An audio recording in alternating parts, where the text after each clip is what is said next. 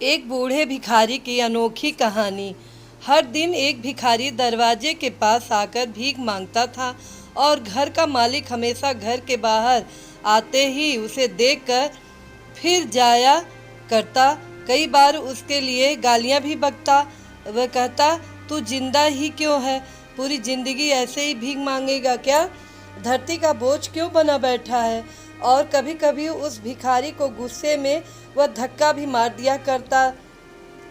इतना कुछ हो जाने के बावजूद भिखारी के मुंह से सिर्फ यही निकलता कि भगवान तुम्हारे पापों को माफ़ करें। एक बार सेठ को धंधे में बड़ा नुकसान होने की खबर मिली। सेठ बहुत परेशान था कि तभी उसके दरवाजे पर भिखारी आया। गुस्से में अपना आपा खोते हुए सेठ ने उस भिखारी को पत्थर दे मारा।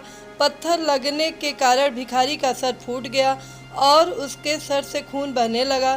फिर भी दर्द से कहराते हुए भिखारी ने इतना ही कहा, भगवान तुम्हारे पापों को माफ़ करें।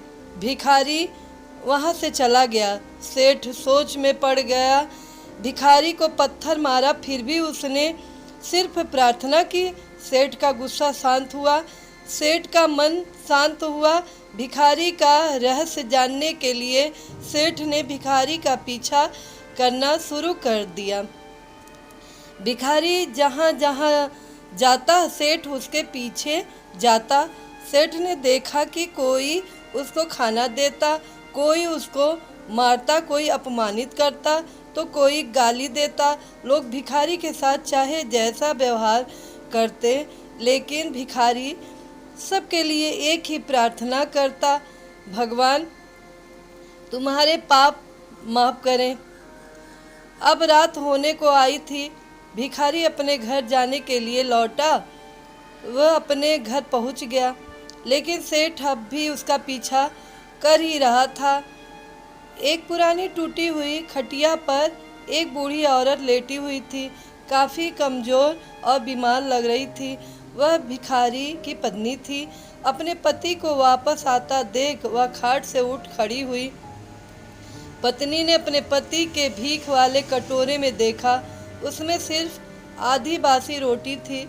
उसे देखकर वह बोली, आज बस इतना ही मिला? और हाँ, आपके सिर से खून निकल रहा है, यह चोट कैसे लगी है?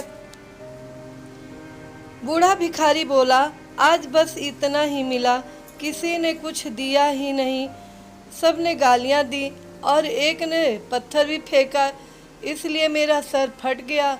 एक गहरी ठंडी सांस लेकर बूढ़ा भिखारी फिर से बोला, यह मेरे ही पापों का फल है। तुम्हें याद है कुछ सालों पहले हम कितने अमीर थे? क्या कुछ नहीं था हमारे पास? हमारे पास हर चीज़ ज़रूरत से ज़्यादा थी, लेकिन हमने कभी दान नहीं किया। और उससे भी बुरा हमने उस अंधे भिखारी के साथ किया जो हमारे द्वार पर भीख मांगने आया करता था। बूढ़ी पत्नी की आंखों में आंसू आ गए। वह बोली, हाँ, हम उस बेचारे अंधे के साथ बहुत बुरा करते थे, उसका अपमान करते थे, उसे खाने के लिए रोटी की जगह कागज़ दिया करते, उसका मजाक उड़ाया करते और कभी कभी मारा भी करते। मैंने कभी उसको रास्ता नहीं दिखाया। एक बार मैंने उसके मुंह पर मिट्टी भी फेंकी थी और वह हमेशा दुखी होकर यही कहता, भगवान तुम्हारे किए की सज़ा देगा, भगवान तुम्हारे किए की सज़ा देगा, भगवान तुम्हारे पापों की सज़ा ज़रूर देगा। उसका श्राप सच हुआ और हम इस दुख भरी जिंदगी में आ गए। भिखारी बोला, हाँ, उसका श्राप सच हुआ, इसलिए मैं किसी को बद्दुआ नहीं देता, चाहे कोई मेरे साथ कैसा भी बर्ताव करे। मैं हमेशा उसके लिए प्रार्थना करता हूँ।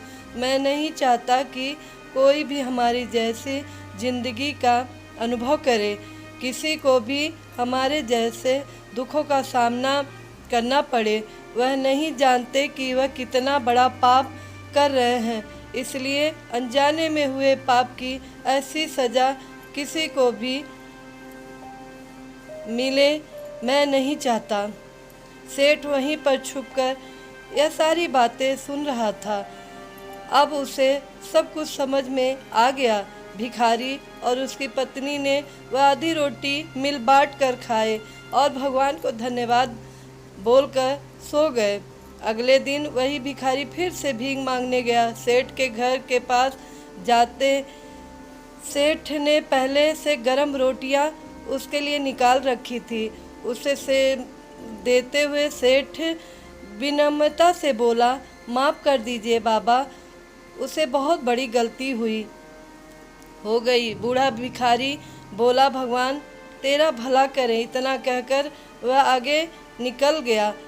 इस कहानी से यही शिक्षा मिलती है कि आदमी चाहे किसी के बारे में बुरा कहे या भला करे, लेकिन भगवान सिर्फ कर्म के हिसाब से उसको फल देता है।